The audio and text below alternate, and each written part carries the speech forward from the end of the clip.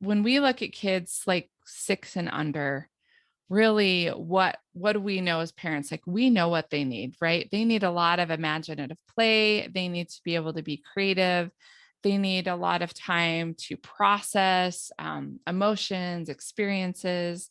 They're really learning about the world around them. And they're learning how to do like nonverbal cues, like facial expressions and just really play. Like play is their work.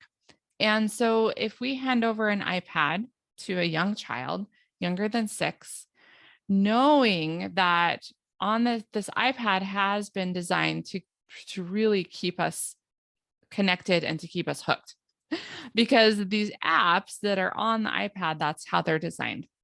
They're games, and even though they might be educational, what I just like to ask parents, like, think of what we just kind of think good, better, best, right? So is maybe an ABC game on the iPad, is that good? Okay, well, maybe it could be if there's a time limit, but what could be better? And what, like, ultimately, it would just be sitting down with some letter magnets and use a parent sitting down with the child on the floor and just putting those on the fridge and just doing A, B, C, and making a little game out of it. Because so then you're serving a lot of different sensories, you're serving a lot of, you're just helping your child in a variety of ways because they're having to use their fine motor skills to put the magnet letters onto the fridge.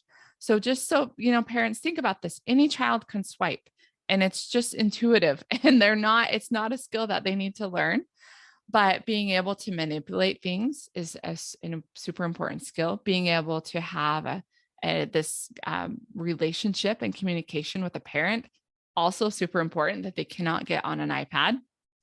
And then they can still learn things, learning their ABCs or whatever, and maybe learning to cook with their mom or dad.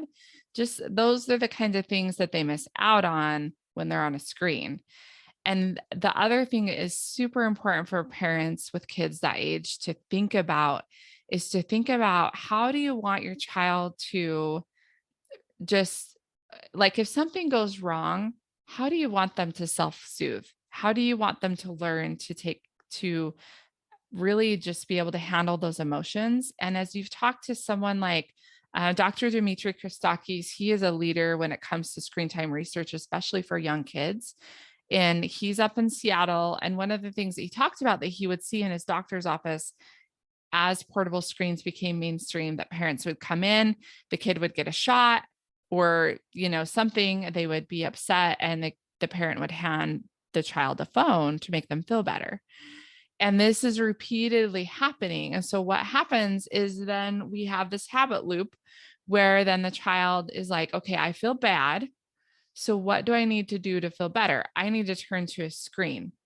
And I think, Katie, the real problem with that is that then we look at years down the road and parents wonder why their teenagers, when they're feeling depressed, why they turn to a screen. It's because we trained them to do that, and that's what is so important. It's like parents will just think, well, it's just like, this is just so much easier. Yeah, it's easier now. In the long run, you're doing a huge disservice to your child and to yourself. Like, you'll regret it. And I don't want any parent out there to feel guilty if they've done that. I think we've all done that before. And sometimes you just end up in a horrible situation, and maybe you hand it over, you're stuck in traffic for an hour, and you've tried all the things and the kid's still crying. Like that's a different thing. But I think it's just thinking about, what do we do repeatedly